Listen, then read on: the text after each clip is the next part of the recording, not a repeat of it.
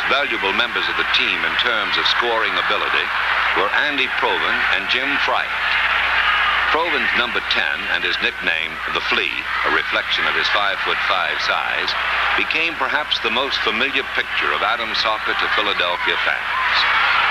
It was Provan who scored more goals than any other single player, and with Fryatt right behind him in scoring, the duo from Southport, England represented a mighty offense. Provan was in fact runner-up for the North American Soccer League's Most Valuable Player Award, and Fryatt was third in the voting. Fryatt was also his teammates' choice as Adams' MVP. Both were league all-star selections. What brought these men such honors is the way they moved on the field on offense. Not always scoring, but always probing for that weak point in the opponent's defense.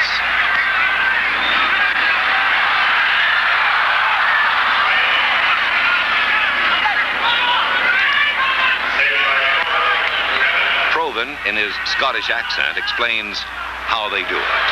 The big lads are always trying to take the ball on the floor to them, to beat them, on the floor. And Jimmy Fryatt's seeking them out in the air. If they're weak in the air, we play to Jim. If they're weak on the floor, they play to me. I think this is the only way to do it. You just seek out their weaknesses, you play to your own assets, and everything falls into place. But for all of Andy Provan's scores, and for all Jim Fryatt's goals, there are a dozen frustrations. Those attacks on the goal that fail. These are moments that build the crowd to heights of tension, but the climactic moment of the play is generally not inside the nets. The frustration of a missed goal, the chained anger in the moment after an opposing player commits a foul. This is the stuff from which soccer experience is built, even for a veteran of 15 years in the pro leagues like Jimmy Fryatt.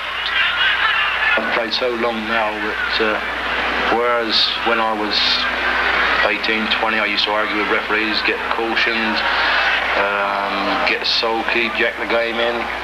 I don't know. I just say, well, the referee's given the decision, get on, play the game. Next time it might come my way, and that's it.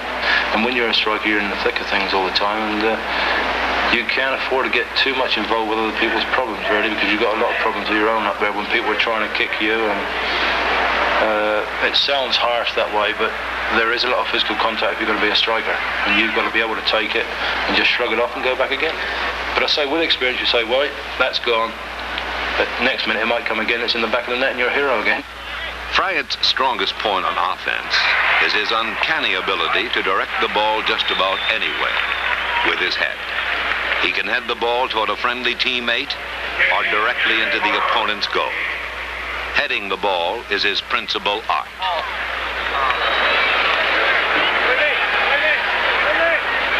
His age, he was 33 at the end of the 1973 season, has not hindered his stamina or ability.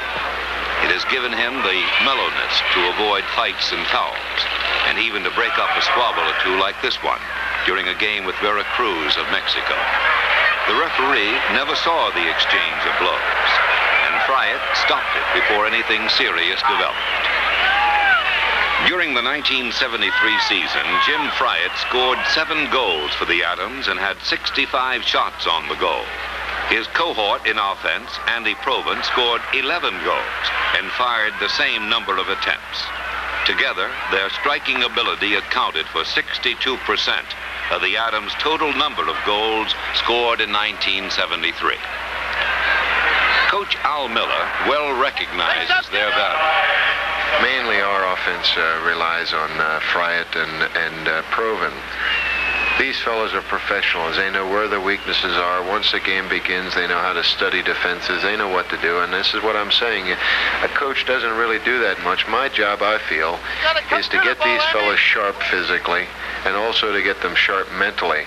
If they're going out there to play to win and they're fit to go 90 minutes at top speed against the best players in the league, I think then my job is done, and the rest of it is up to them, and I think they're capable of accepting its responsibility. Though Miller cannot step onto the field during play, he does his best to motivate from the sideline.